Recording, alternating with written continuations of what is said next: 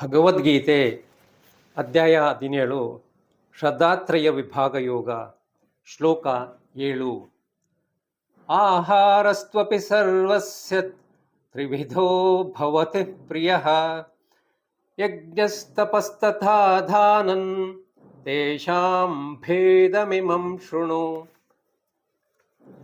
ಆಹಾರಃ ಭೋಜನವು ಅಪಿ ಕೂಡ ಸರ್ವಸ್ಯ ಎಲ್ಲರಿಗೂ ತಮ್ಮ ತಮ್ಮ ಪ್ರಕೃತಿಗನುಗುಣವಾಗಿ ತ್ರಿವಿಧ ಮೂರು ಪ್ರಕಾರವಾಗಿ ಪ್ರಿಯ ಭವತಿ ಪ್ರಿಯವಾಗಿರುತ್ತದೆ.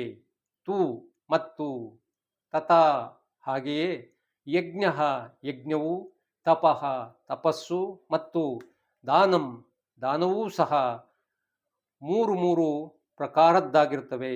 ತೇಷಾಂ ಅವುಗಳ ಇಮಂ ಈ ಬೇರೆ ಬೇರೆಯಾದ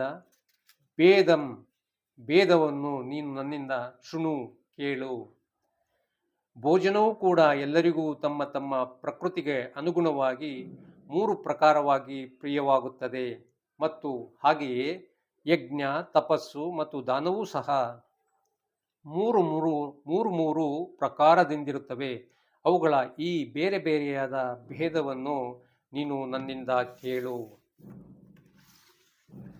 ವ್ಯಕ್ತಿಯ ಮನಸ್ಸಿನಲ್ಲಿರುವ ಗುಣಗಳು ಅವನ ಆಹಾರ ವಿಚಾರ ಮತ್ತು ನಡತೆಯನ್ನು ನಿರ್ಧರಿಸುತ್ತಲಿವೆ. ಎಲ್ಲಿಯ ತನಕ ಎಂದರೆ ಒಬ್ಬ ವ್ಯಕ್ತಿಯ ಆಹಾರಾಭ್ಯಾಸವನ್ನು ನೋಡಿ ಅವನಲ್ಲಿ ಇಂಥದ್ದೇ ಗುಣ ಇದೆ ಎಂದು ನಿರ್ಧರಿಸಬಹುದು. ಯಜ್ಞ ದಾನ ತಪಸ್ಸುಗಳಲ್ಲೂ ಮೂರು ರೀತಿವೆ ಎಂದು ಪರಮಾತ್ಮನು ಇಲ್ಲಿ ಹೇಳುತ್ತಾನೆ. ಮಾನವನ ಅಂತಃಕರಣವನ್ನು ಮತ್ತು ಅದು ವ್ಯಕ್ತಗೊಳ್ಳುವ ರೀತಿಯನ್ನು ಅವನಲ್ಲಿರುವ ಗುಣಗಳಿಗೆ ಸರಿಯಾಗಿ ಇಲ್ಲಿ ವಿಶ್ಲೇಷಿಸಲಾಗಿದೆ. ಈ ಶ್ಲೋಕಗಳ ಮೂಲಕ ನಾವು ಇನ್ನೊಬ್ಬರನ್ನು ಅಳೆಯಲು ಪ್ರಯತ್ನಿಸಬಾರದು. ನಮ್ಮ ಮನಸ್ಸನ್ನು ನಾವು ತಿಳಿದುಕೊಳ್ಳಲು ಪ್ರಯತ್ನಿಸಬೇಕು.